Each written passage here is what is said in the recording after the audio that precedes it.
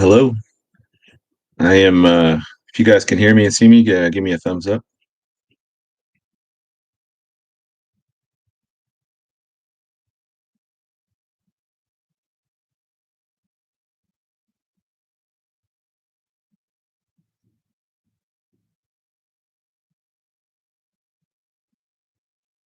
Right. I'm gonna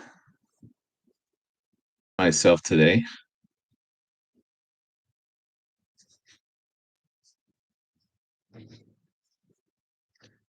You try not to go for 1 hour.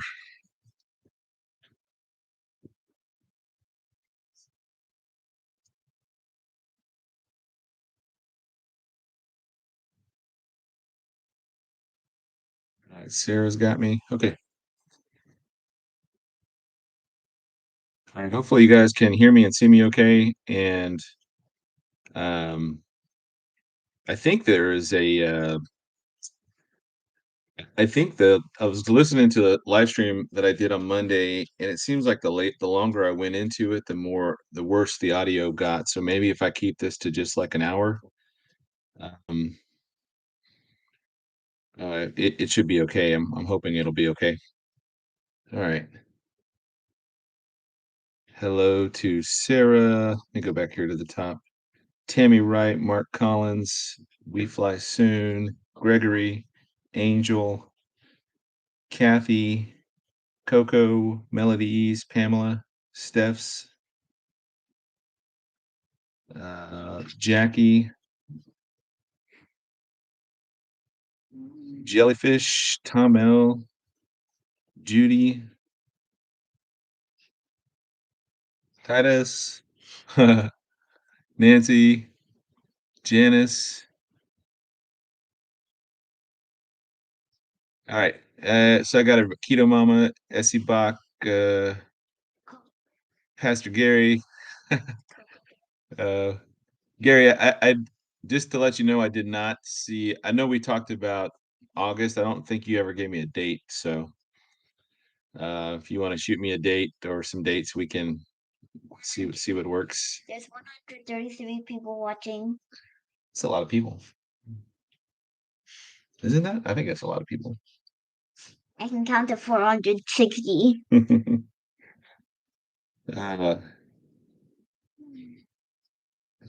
No, Pastor Gary. all right, Dan, I got your message. All right, hey, so I wanted to do a quick follow up to Monday because it's stirred a bunch of things, and then news came out today that was just kind of mind boggling. So I don't know if I'm going to keep Wednesdays and Fridays going forward as kind of the thing to do, but I might. We'll see and see how work factors into all that as well. Um, Breaking news today, and I've got the news article up here. It says Saudi Arabia threatens to sell off European debt if G7 seized Russian assets. So Saudi Arabia has watched Western efforts to sanction Russia carefully amid concerns the same tools could be used against Riyadh. Anyway, so there's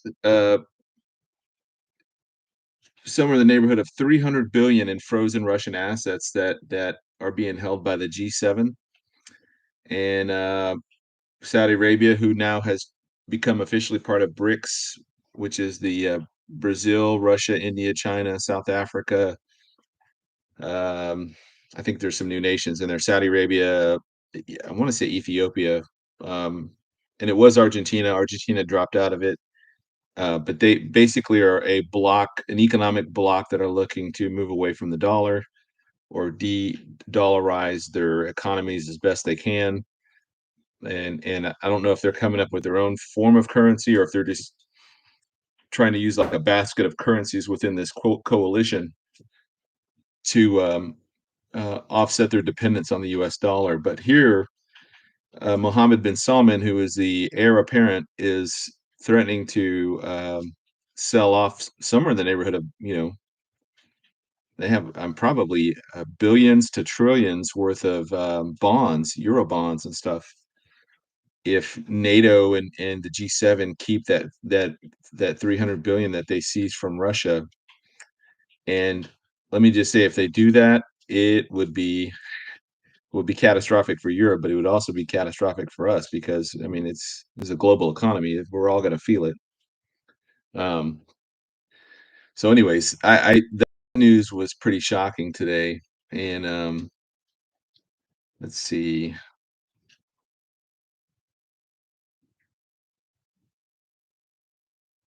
It says Saudi Arabia's threat underscores concerns in wealthy Gulf states that the West could one day apply similar economic levers against. It is pulling against Russia to Gulf powers overseas assets if criticism of human rights issues in the Gulf or their foreign policy decisions resurfaces. And that to me, when you think back over the, I don't know, last 20, 30, 40 years, we've used economic sanctions um, against various enemies. And I've always wondered why we would do that, why we would weaponize our dollar against other nations, because in the end, that just hurts us and it makes people want to move away from us. And I remember writing an article back in like 2013, right, or 2012, maybe it's 2012, but it was right as the Arab Spring was in full swing, and we had basically betrayed Hosni Mubarak in Egypt. We threw him under the bus. We threw I want to say it was the Tunisian president under the bus. And there was one other fellow that we threw under the bus. And I thought, and I wrote back then that, I predicted then that Bashar Assad would still be in power, would remain in power because he's simply watching what's going on. And if he's smart, uh, uh, if he saw what happened to Muammar Gaddafi and these other Egyptian leaders that had friendly relations with the West, uh, he would have recognized that it was far more dangerous to be an ally to the United States than it was to be an enemy. And here we are, 2024, and Bashar Assad's still in power. I don't know if he's just running Damascus as like a city state, but he's still there. And he and actually he and Tayyip Erdogan, the Turkish prime minister, are ending their long-standing feud between their two countries. So they're becoming allies again. Interesting that we're seeing that. We're starting to see that kind of Gog Magog-esque coalition forming. But the news of this was interesting to me because, from a prophetic standpoint, a lot of people have been asking, like, how does the Russia-Ukraine conflict figure into Gog Magog? Because most everyone assumes that Russia is Gog, right? And if they're embroiled in a conflict in Ukraine, and the West and the media in the West has portrayed Russia as incredibly weak, they're inept, they can't even conquer Ukraine. All of that is a bunch of hype and spin. And let me just say this, that if Russia's intent had been to basically destroy and conquer Ukraine, like level it make it a parking lot, they could have done that a long time ago. But the truth is that Russia is not just fighting Ukraine. Russia is fighting basically NATO via Ukraine, and fighting the United States via Ukraine as a proxy. And there was, in my initial understandings of the conflict there, and reading through a lot of what his own words were in various articles, and listening to him, he's always held Kiev as a religious holy site. He always viewed that as a very significant place to Russia, because that was the birthplace of the Eastern Orthodox religion back in the 900s. And so for them, for the Eastern Orthodox, that's kind of like what Mecca and Medina is to Muslims, or what Jerusalem is to Jews, or what Rome is to Catholics. It's a place of very significant meaning, and he did not want to destroy it. With that said, with everything that's happened, we've basically tripped over a bunch of red lines that are already cause for this to escalate much larger than was ever intended. the destroying of the Gazprom pipelines, the sabotaging of those pipelines, blowing up that bridge, the attack in Moscow. I mean, there's a number of things that we could point to. There are probably one or two red lines that are left that we have not yet fully crossed, and I think that the minute we do is the minute that we are gonna be thrust into some very massive conflict. Um, one of those being putting boots on the ground in Ukraine, Western boots, and so I think there's been talk of putting or, Biden allowing, US contractors to enter into the conflict there. Now I don't think Blackwater is still I don't know if it still is or not. But a group like that, like kind of like what the Russians have. They have the Wagner group or Wagner group, where they're basically hired mercenaries that go and do the bidding of the state. If we were to do that in Ukraine, that is a red line that would trigger a much larger escalation. And I listed out on Monday the article, the last election. I talked about how everybody was pointing to a crisis or something happening, and so I started to look at what could happen and what is likely to happen. So it seems it seems like the U.S. is on this trajectory right now that at least until the election, if the election happens, we are marching ourselves into this conflict, into World War III, and it seems um, it doesn't seem like there's any way we can change that trajectory because you have all these neocons in Washington that want war. They want this to get bigger. They need the crisis. They want to stay in power. They keep making money on these deals. They're not going to give this up. So it just seems like that's where we're heading. But I also read that Vladimir Putin has made commented publicly that if because he's listened to the comments and statements by Trump saying that if Trump comes in, he's going to provide a peace plan, and then he wants to de-escalate this thing as quickly as possible. And so I think Putin is open to that as well. Now, will that happen? We have no idea. I think if Trump does not get the election because of whatever a crisis, the elections are withheld or held back or delayed or whatever, I I definitely think we'll be in some type of World War III scenario in the fall, probably before winter, but definitely in that time frame. Okay. That was the big news from Saudi Arabia. But going back to Monday, some comments that people have said. Um, let me read this first. Let me read my notes first, and I'll stay on track because if I don't, I'll get way off onto the weeds. Um, it seems right now there is a sort of a civil war going on within the Democrat Party, and on one hand, you have obviously the Biden administration, and then you have a number of Democratic governors, and then you have certain Democrat political figures like the Squad and these others that are openly supporting Biden and wanting him to stay on. Now, if you look at what do they get out of this? Why would like AOC? Why would she just openly said he's our candidate? He's not leaving. We need to get behind him. Blah blah blah. I've got to think that there's going to be some political um, benefits to that she's going to get for openly supporting him in a time like this. And like I said on Monday, Democrats are incredibly crafty and they're survivalists. They're very good at reading the tea leaves and looking at which way the political winds are blowing. So they're going to, she may be taking a leap on here saying, if he stays on and if he wins, and I'm going to be sitting very well in his next administration or his next term. Yeah. And why does she think that? Why do these governors think that?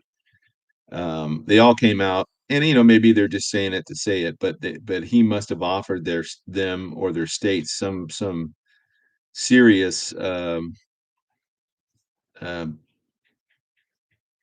benefits for them publicly backing him right now, even after the disastrous debate he had and all the things that have gone on since these interviews that he keeps digging himself in holes. Um, so there has to be something that they're getting out of this. They're not just going to support him because they think he's a good guy. They're getting something for this. Um, but on the other side, you have very prominent senior Democrats, and I'm assuming like the Obamas, the Clintons, and those folks who are demanding that he step down. And they have on their side, they have most of the mainstream media, um, the fifth, the fourth pillar slash fifth column. What the media is. It's a state-run media now. So it seems like even when you've got CNN really not just covering up for Biden, but now they're pointing out all of his flaws and errors and the things he's messing up. There's serious political weight behind that as well. And so we're at this kind of impasse between where an unstoppable force meets an unmovable object. Something is going to have to give at some point. And so they have the Democrat convention coming up, and there is hope that they can convince him to step down prior to the convention. There are a lot of problems, or step down by not running again, pulling out of the 2024 election. Um, there are a number of problems with that inherent going even into that.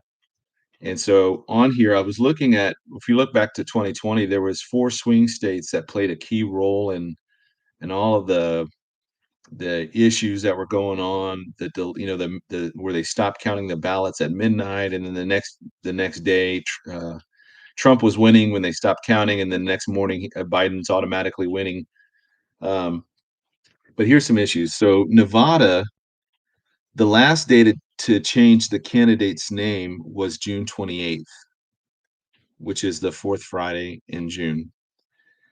Um, Georgia can only change it 60 days prior to the election, or you can change the name 60 days prior. So that would put the last time that they can change Biden's name out would be early September, probably the first week or so of September. And then in Wisconsin, only by dying can they change it now. Um, so those are 3 of those swing states that were at play that helped Biden inch his way over the 270 threshold for the electoral college. Now those states are basically out of play. If Biden doesn't step down before September, then right now he's off the ballot or he's on the ballot in Nevada.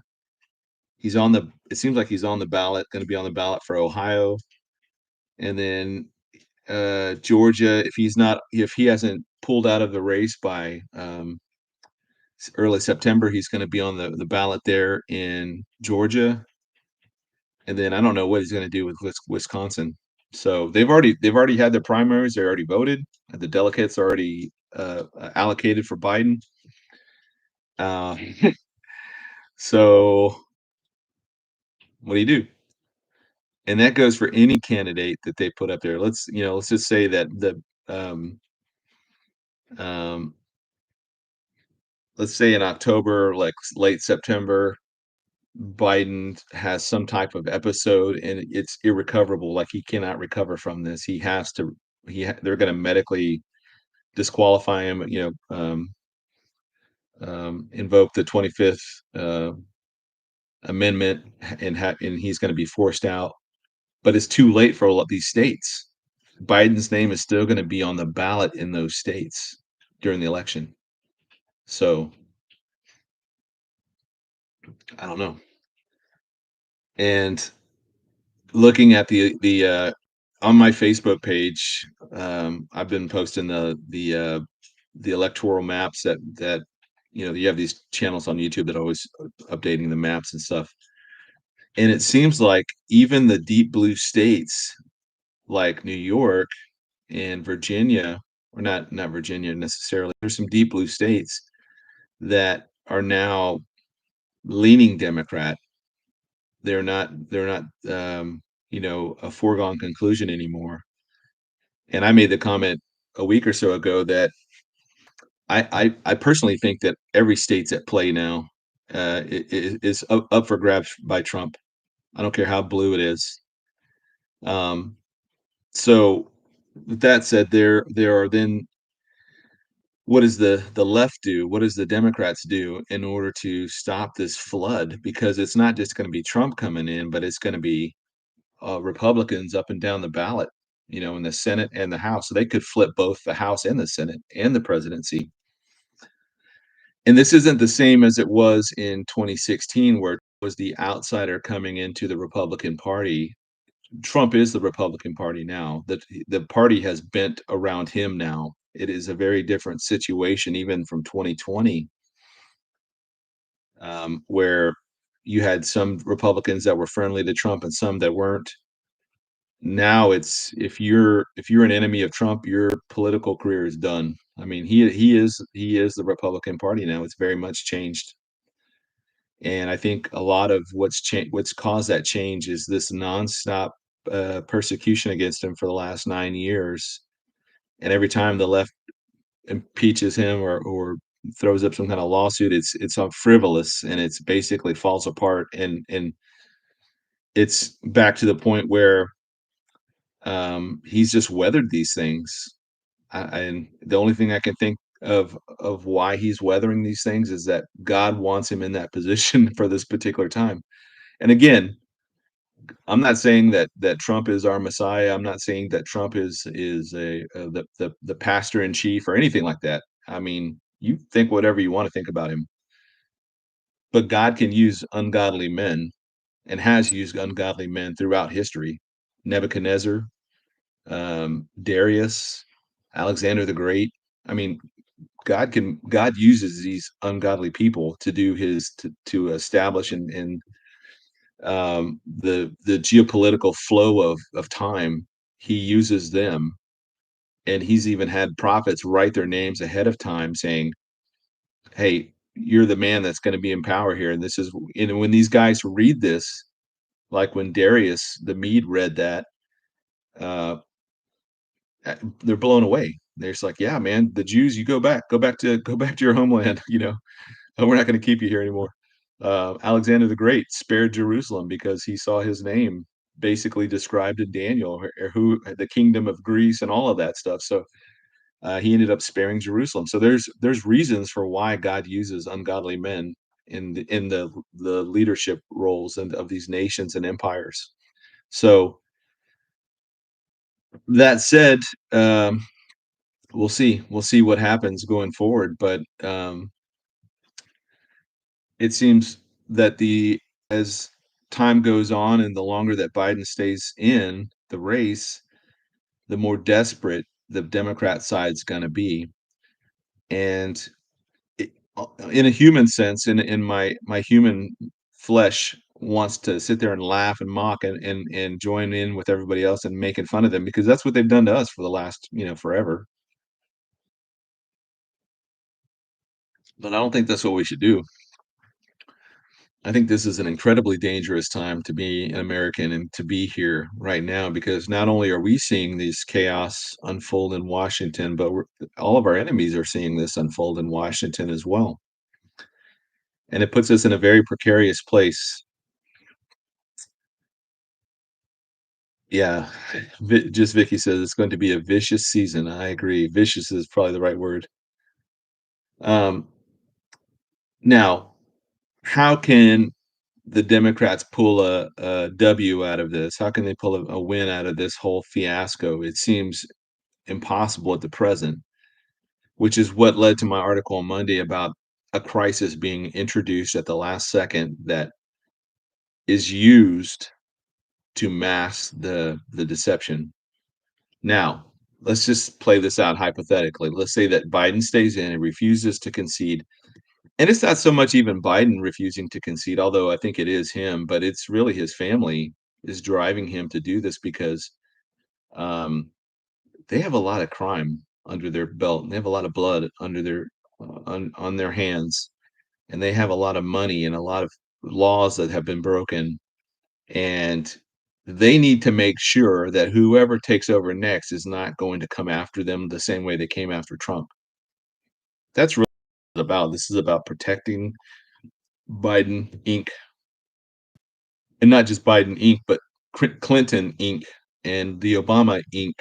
All of the crimes and misdemeanors that have been committed for the last 20 years under these various families, 30 years, they they're scared.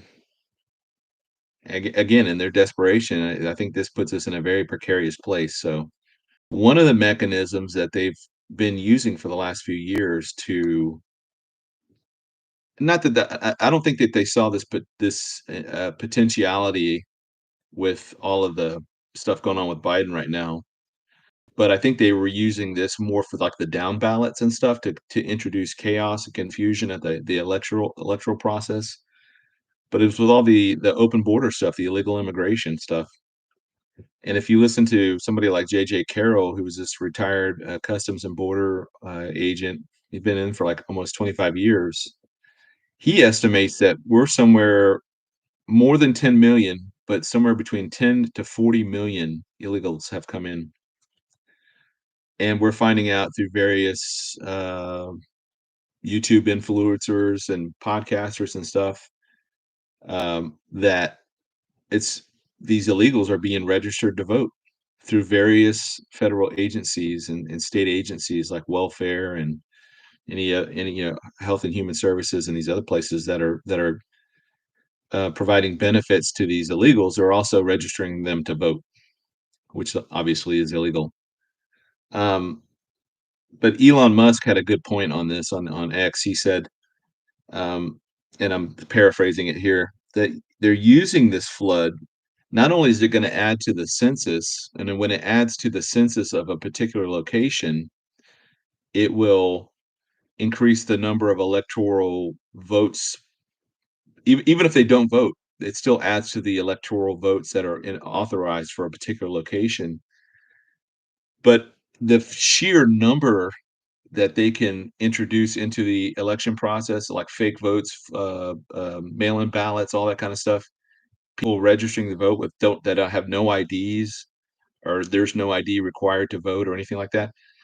The sheer number of this is meant to um, create chaos and cover the discrepancies, the true discrepancies that are going to be that come in under the guise of this wave of votes, illegal votes that happen.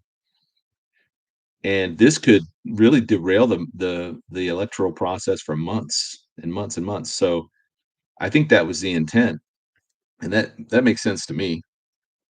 And so I feel like there's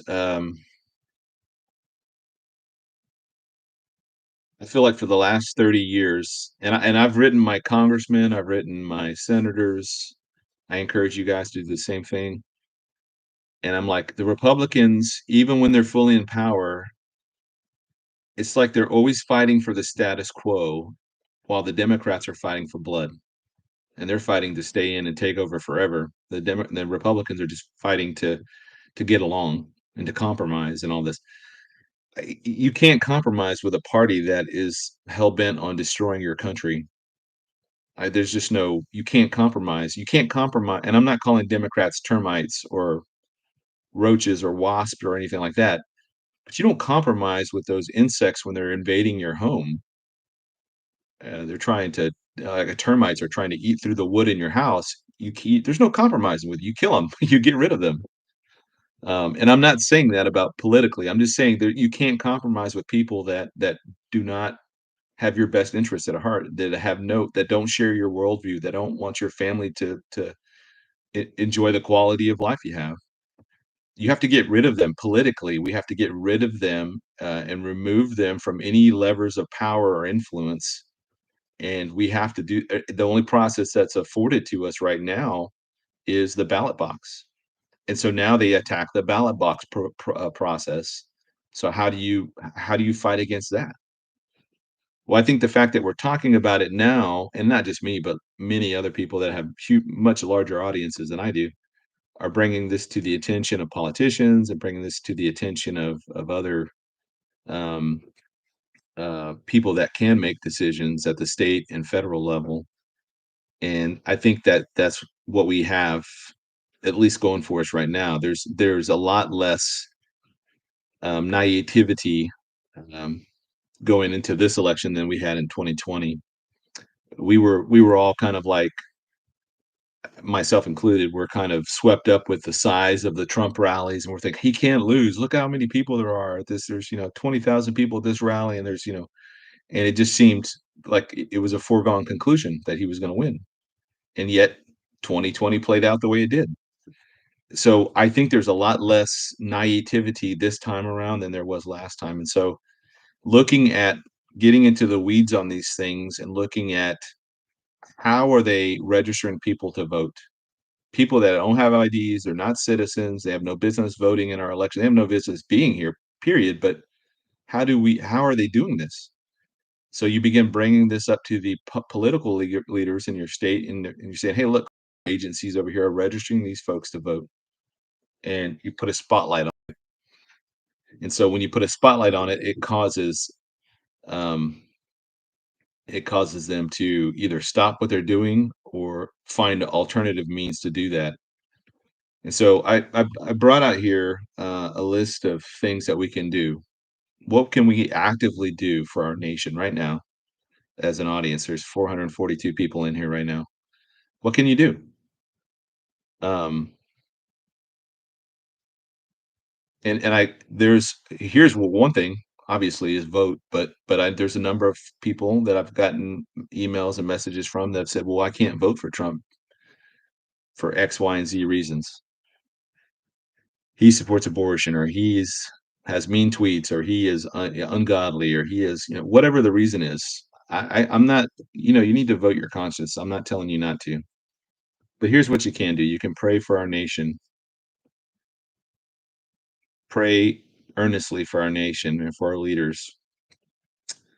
Number 2 is you need to reach out to your local officials, your state representatives, your senators at the state and federal level, and you need to ask them, what are they doing?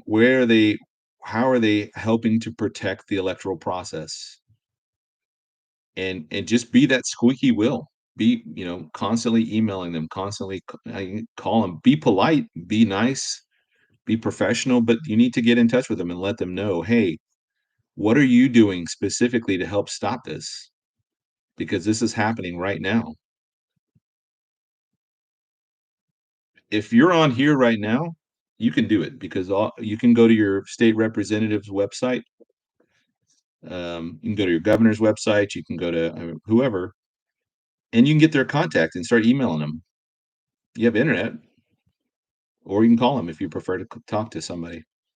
But they're going to start hearing this from constituents and saying, this is what they're going to start listening to. What is trending in their world is that their constituents are concerned about the process.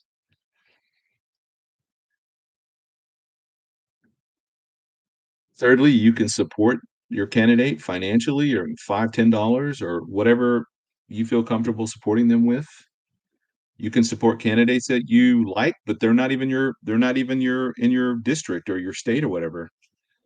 If you like Matt Gaetz or something and you live in Montana, well, he's not your representative, but he's out there representing your values and the things you care about. Even if you don't send him money, just send him an email saying, "Hey, man, I appreciate you. I appreciate what you're doing." Send him a vote of encouragement.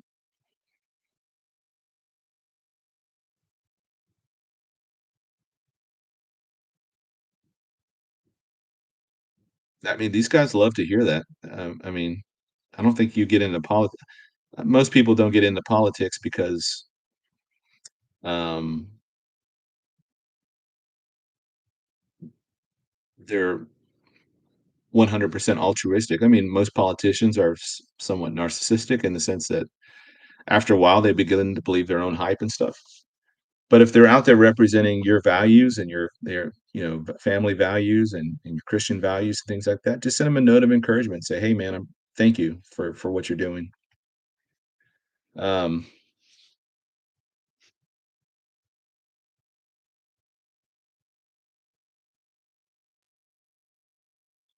lastly, um, this is more of a personal thing for you.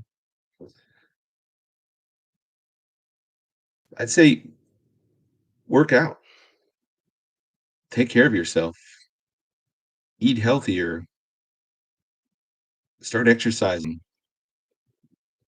When I came, if you saw me in Oklahoma back in 2000 and I don't remember what year it was. I did my first like conference in 21 or 22. And I was way overweight. And I used to see Christians. There's some Christian friends that I have on my Facebook page that about working out, eating carnivore diets and all that stuff. And I just kind of like, it's not really my thing.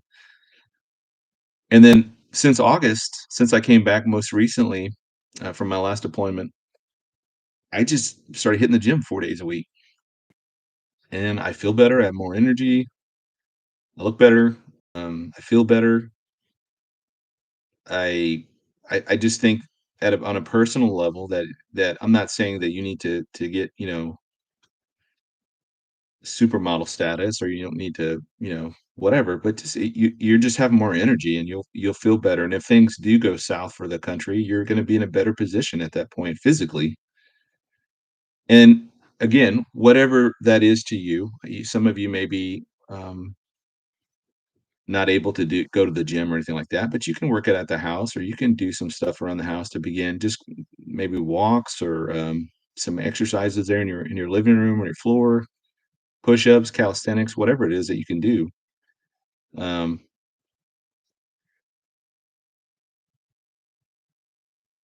you know, you'll be in a better place and you'll have more energy. You'll feel better from eating better. And you know, my weakness is breakfast tacos. I love breakfast tacos and iced tea. But even that, I have to cut back. I had some today, but today was well, you had one yesterday, a couple yesterday, but before that, I'd gone several days, 3 or 4 days without eating, where I used to eat them like every day. So you've just got to cut back a little bit on the things, and yeah, you know what? I mean, we're gonna have glorified, perfected bodies when the Lord returns. But until then, you know, we're stuck in the bodies that we have, and might as well um, try to feel better and look better and have more energy and you're less of a target if you are stronger. So, all that to say, those are some things you can do. I know some of you hate Trump and will never vote for Trump. I get it. Okay, well, don't vote for him. But here's what you can do: reach out to your local officials, your elected officials, and say, "Hey, how are you help protect our the rule of law in protecting the voting process, the electoral process? What are you doing specifically to do that?" And let's put the fire to their feet and make them uphold their offices that they're supposed to be um,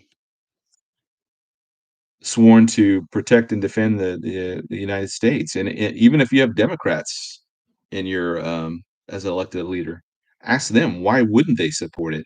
Put pressure on them. You know. Anyways, it, we know ultimately where this all goes. We know ultimately that the rapture will happen and that the United States, whatever's left of that, will be eventually rolled up into the 10 beast kingdom, and that will be taken over by the Antichrist. We know that's all going to happen. We just don't know when that's going to happen, and I believe that it's going to happen sooner rather than later. But we can't just not do anything. I mean, we're supposed to be salt and light here. And to the last point, I would say, um, So this would be point number 5 is being salt and light. Finding some place in your community where you can make a difference. Some place that you can volunteer, you can help out at, you can support, you can whatever that is for you. Maybe it's a food pantry, maybe it's a women's shelter, maybe it's a local prison, maybe it's a church. Wherever that is that you can help out. I think that's where we can be effective as Christians. We don't call when there's not a call to arms to go fight. There's not we're not asking for any of that. We're asking for people to pray and to hold their elected officials to the task of protecting or for promoting the rule of law, and then secondly for protecting the electoral process. Even if you don't like Trump, you should care about the voting process itself. That it's that it's not done deceptively. Um, because ultimately you're going to have to live under that that process, right? And I know churches today don't want to mix politics with whatever, but it's not politics, it's policy. Whose policy are you going to live under? And I would challenge anybody that's not pre-trib. Let's say you're post-trib or you're a millennial or you're a preterist and you don't think that the Lord's ever going to come back or whatever. Well, if that's what you really believe, kind of America are you gonna leave for your children and your grandchildren? If you're not willing to take a stand now, you're putting them that much further into bondage and oppression down the road because you didn't wanna take the time out to do it.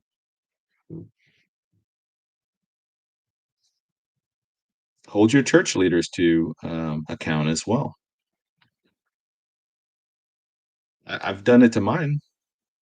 I've had it face to face, like, there's stuff going on in our town right now that you guys are not, even willing to entertain, to address, to nothing. And they're all amillennialists, and I said, "Well, what kind of you don't think the Lord's coming back anytime soon? Maybe not in your lifetimes or 100 years from now." I said, "What kind of town are you gonna leave for your children and grandchildren? You're not willing to take a stand now." So, that's it. It's it's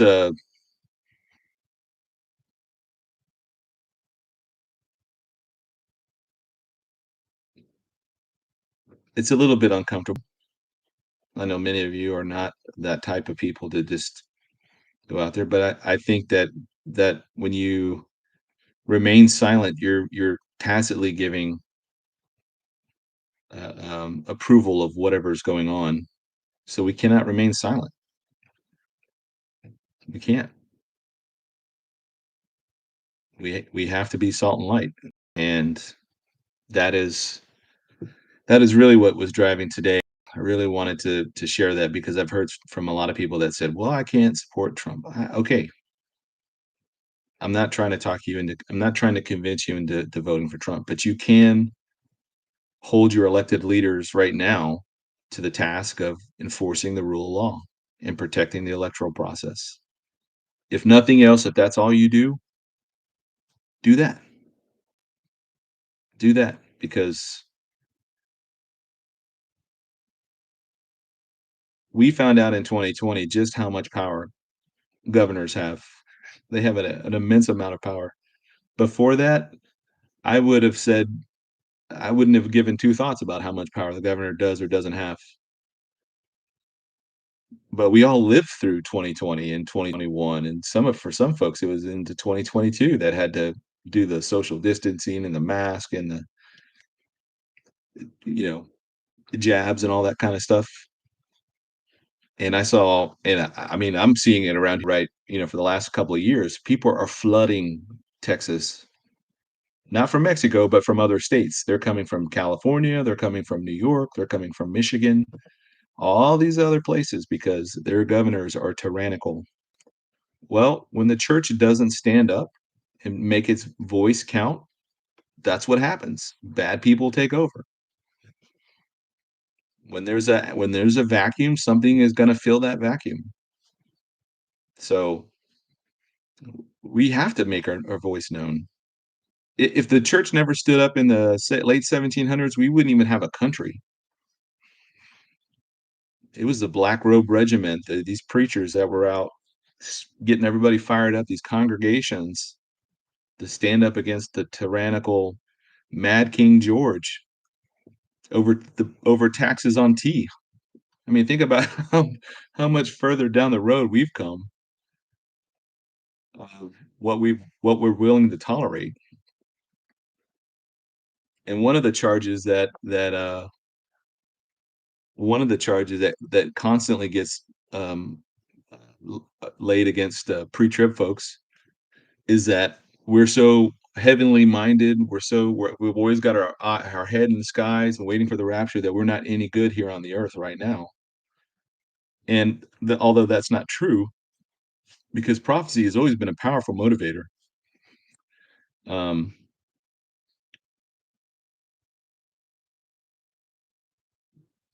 but the perception has remained for whatever it's remained out there, right? That we're just so focused on the rapture that we're not doing anything to help the here and now. And there have been times in my life where I felt like that, but there are very short periods of time. Mostly because I was in the military, I was always kind of in the mix of everything anyway. So I just think that it is incumbent upon us to use our God-given talents to be salt and light. And when we're salt and light, we are going to make differences and changes. The word of God, when it goes out, it does not return void. You may not see the effects of it, but I guarantee you the effects are being felt in ways that we can't even understand. So so be the salt and light. Be active in your communities as much as you can. Contact your local officials, ask them what they're doing to protect the electoral process for wherever you live.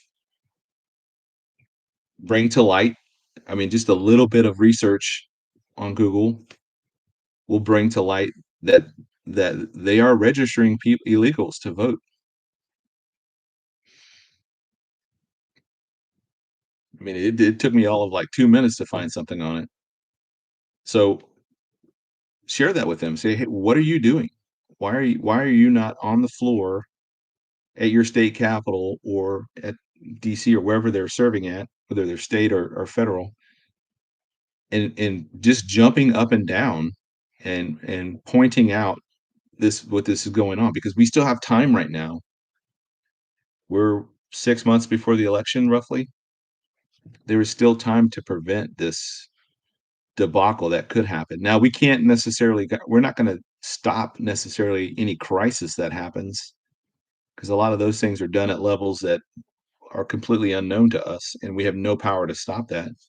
I had no power to go to China to stop, that stuff from coming out of Wuhan.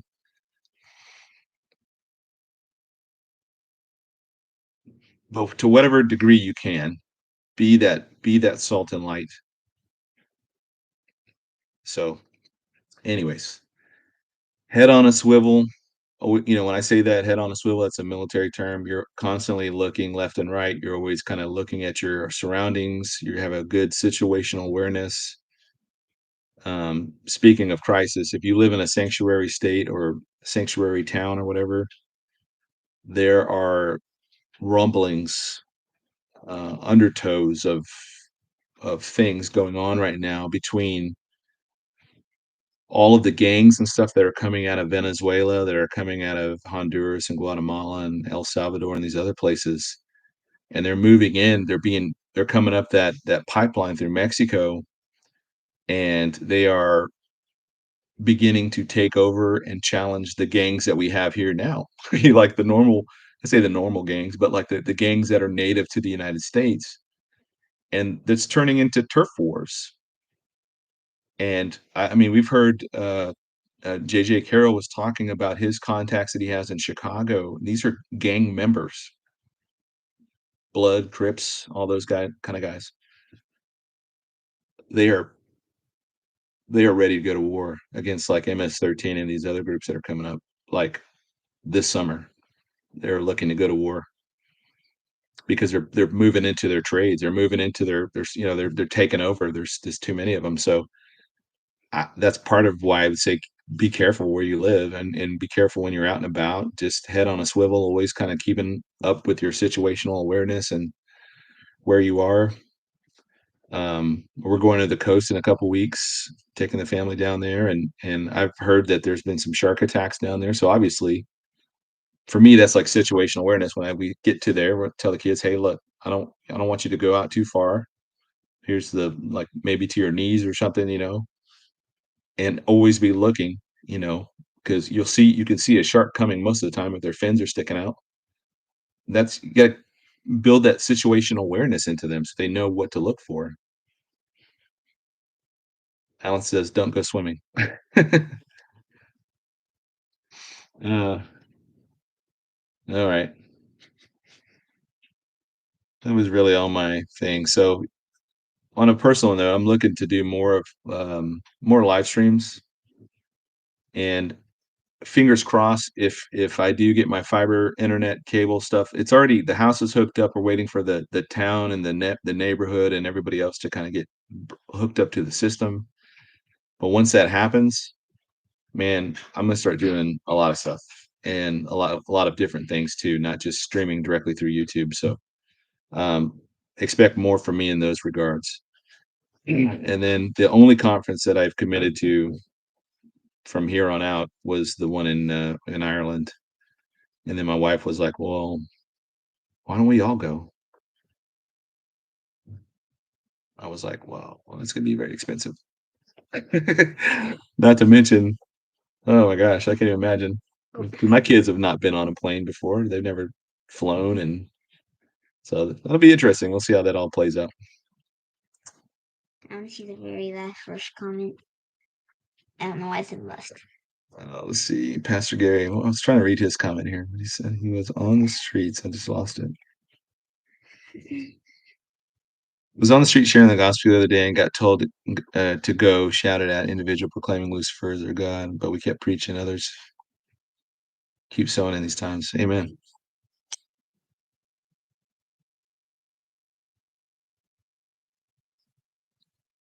Well, that is it for me, folks. Mm. I don't know if there's any questions. Oh, that's you. I was like, where's that sound coming from? Um, 12 minutes. So I set it to an hour and 15 minutes or an hour and 5 minutes. So Karen says hi. Let's see. RC. Okay.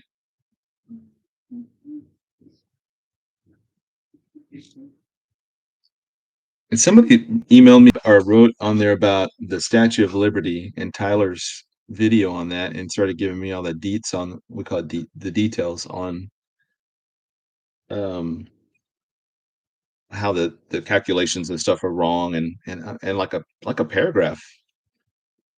And was just like, well, why are you putting this on mine? I asked, did you put this on Tyler's? Did you put this on his comment on his thing? Because I mean, it's interesting. I'm sure there most of the things that we have in this country probably have some nefarious roots associated with them, like the layout of Washington D.C. and from the Freemasonry standpoint and all that. Like I see all that, but I don't know. I don't know. That wasn't a hill I was wanting to climb on or anything. Thank you, Pamela. Thank you for your emails and your recommendations, and for all of you guys. Very, very much appreciative, y'all. And just pray that you guys can. If you're not, most of you are already doing all the things I already talked about, so I don't want to sound like I'm preaching to the choir. But if you weren't doing them, here's some recommendations. So that's all of today was. And Pastor Gary had a great show today. Go back and check out his video. I will be on with. The next one I'm on with is Pastor Kurt Reed on the 16th. I don't know if that's live or that's recorded. I'm not sure. 17th, I'll be on with JB Hickson. That will probably be a pre-recorded. I think it's a podcast. And then let's see, the 20th through the 25th, I'll be at the beach. The 26th, I'm going to be doing a message with or recording a live stream with Lauren from Certainty for Uncertain Times on the 26th. And then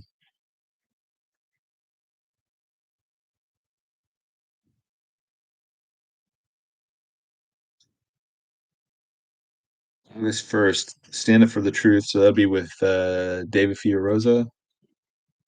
And then I want to get Mary Danielson.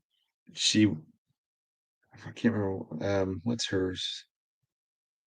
Her show is called. No, her show is Stand Up for the Truth. David's is in. David used to be on that program. David's interview thing is going to be in August. I don't remember which day. I have it saved somewhere, but I'll be on with David. And so those are kind of the things coming up here in the future.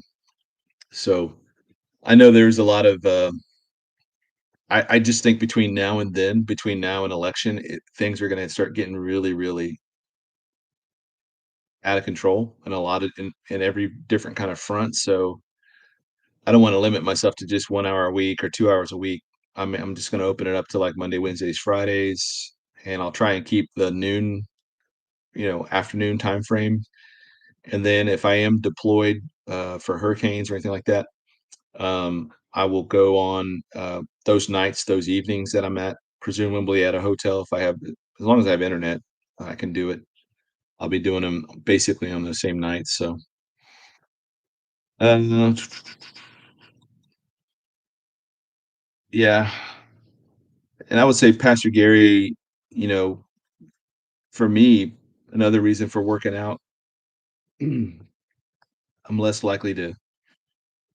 People aren't necessarily gonna want to just come attack me because I'm a little bigger than the average bear. So, hey, Kathy, looking for Jesus. Thank you. New Mexico is it's leaning Republican right now. That's interesting. I haven't seen that in a long time.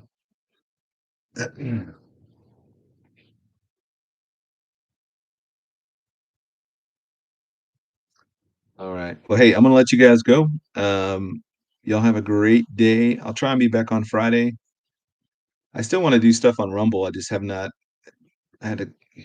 Rumble's kind of a weird animal for me, anyways. But um, I do need to give some attention to Rumble. Jennifer Eicher said South Padre at 4 feet deep.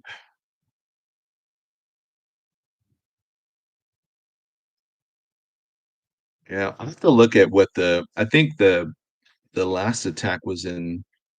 It may have been in South Padre. We'll be in North Padre near Mustang Island, so we'll see. But we'll also get all the updates and stuff before we get down there to see if there's any, activity going on with them. And thank you, Just Vicky. Yes, we've been waiting for fiber optics for the last year and a half now. It still keeps getting delayed and delayed and delayed. What'll happen is we'll get fiber, and then like that week after, I'll get sent somewhere that has really crappy internet. So that's probably how it'll play out. But we'll make do with what we can. Yeah, reading the word with Mrs. G. Yep, the sharks have been pretty active in the Gulf this summer in shallow water, especially too. So it's just it's weird. It's weird that this is like that this year. It's mostly been very rarely do you have shark attacks. 1,000 tornadoes. Yep, they had a tornado today, I think, in New York, which is unheard of. But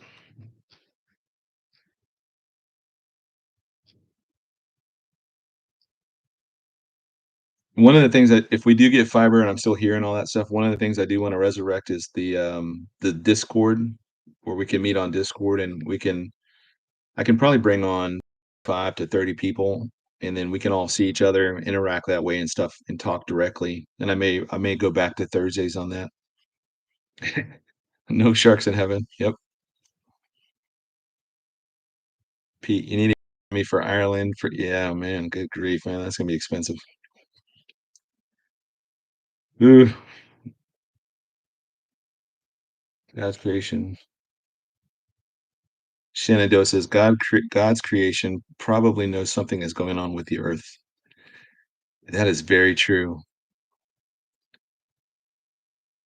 But last thing, because you bring up something that just triggered in my mind. The other day, Joe Biden said in the interview with George Stephanopoulos, Snuffleupagus, I can't even Stephanopoulos. I can't say the guy's name. Anyways, that guy from I think it's ABC or NBC. Um, that Biden says that, or George was asking him like, uh, even when you have prominent Democrats asking you to step down, would you still not step down? And he's like, it would take God coming down and asking me to step out of the race for me to stop, or something to that effect. You can go look at his quote. And I just thought, oh my goodness, like I cannot believe that guy just said that. It's like daring God to do something. I don't know. It's yep. Snuffleupagus. There you go. His name is Stephanopoulos. I think it's Stephanopoulos. I have always struggled with that guy's name. Blink of an eye. Will you explain the difference between fallen angels, demons, and the Nephilim? All right, so this is my only question, uh, or only answer, and I don't, I'm sure I don't know if my view is in line with everybody else's view, but obviously you have in creation you have God, the Godhead, you have angels, and then you have holy and unholy, and I don't know the exact passage in scripture, but if I'm remembering correctly, there are more angels than there are stars, and there's trillions and trillions and trillions of stars. So the fact that a third of the angels fell with Lucifer, the chief angel, fallen angel, means there's all kind. I mean, there is trillions of fallen angels, and they were created before creation because they were there to witness creation. So they have, at least in my understanding, they have this fundamental understanding of how the fabric of the universe works, how everything works. And sometime between Genesis 1 and Genesis 5, or Genesis 6, I used to know, I think it was during the days of Jared that these fallen angels, these ones that broke away and decided to come down and marry women and do all that stuff, they were um they had offspring, physical offspring with these women, and their offspring were the Nephilim. And the Nephilim, when they were killed in the flood, because they were neither fully angel nor human, remained in their spirit state in what we would call demons. And those are what roam the earth looking for things to possess. I don't think that fallen angels possess people, although they can, like Lucifer possess Judas Iscariot, and he will one day possess the Antichrist. But that's it that we know of. But fallen angels can manifest into physical form, so they shouldn't need to possess anything. They can just manifest in whatever form they want to present themselves in. When it talks about in Hebrews that, we've entertained angels unaware at times because They can manifest and look like people. Um,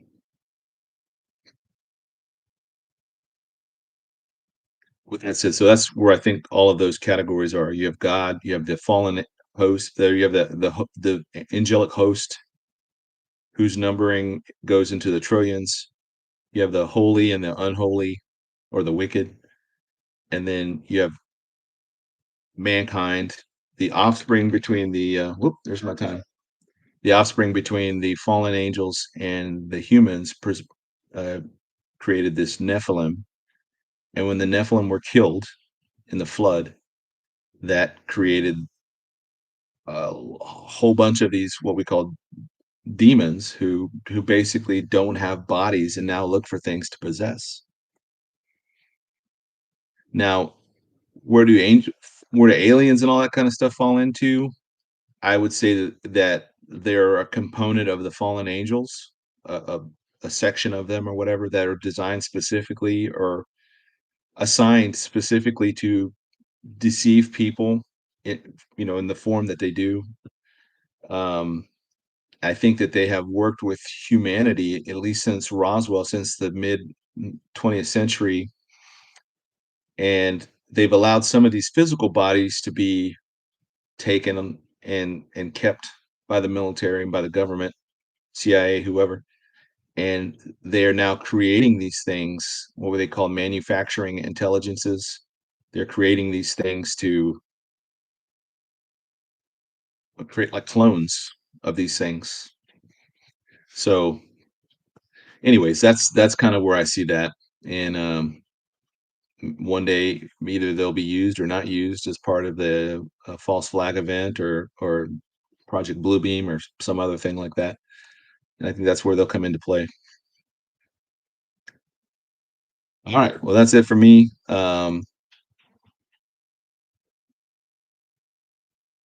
I am thankful for you guys again. I will see you most likely. I'll try and see you on Friday, and we'll have some more interesting things to talk about because I'm sure between now and then, all sorts of new revelations on things will have come out. So, L.A. Marzulli talks about them having avatars. Yep, yeah. I mean, avatars, cloned intelligent or cloned manufactured intelligences, that kind of stuff. Yeah, I'm sure all that stuff is adding to the confusion of everything. My mom's on here. Hey, mom. Sorry, I didn't even.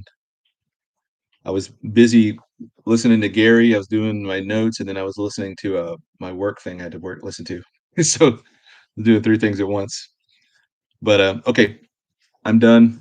I've kept it short today, as promised, and hope you guys have a great day. And we'll talk to you soon.